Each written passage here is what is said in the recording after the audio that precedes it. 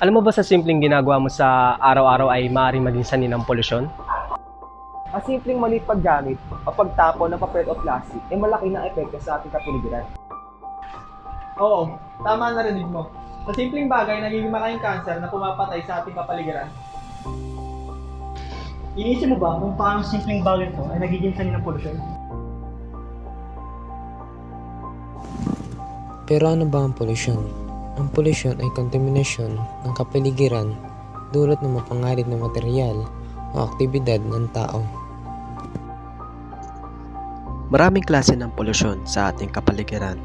Isa sa mga ito ay ang land pollution o ang kontaminasyon ng lupa dulot ng pagtatapon ng basura, chemical at iba pa. Sunod naman ay ang air pollution o pagkakaroon ng mapanganib na kemikal o gas sa hangin na ating lalanghap. Panghuli naman ay water pollution o ang kontaminasyon ng mga anyong tubig tulad ng dagat, ilog, lawa at iba pa. At mahalaga na bigyang atensyon ang problema na ito, hindi lamang mapanganib ito sa ating kalusugan at kapaligiran dahil ito ang kanser na papatay sa ating kinabukasan. Pero sa simpleng paraan ay nakakatulong upang labanan ang polusyon sa ating kapaligiran.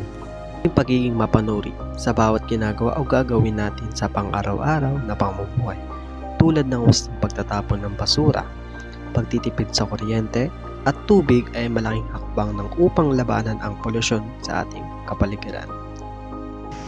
Sapagkat nasa iyo ang sagot laban sa polusyon dahil You got the power. you got the power. You got the power. You got the power. You got the power. We got got the power to change the world.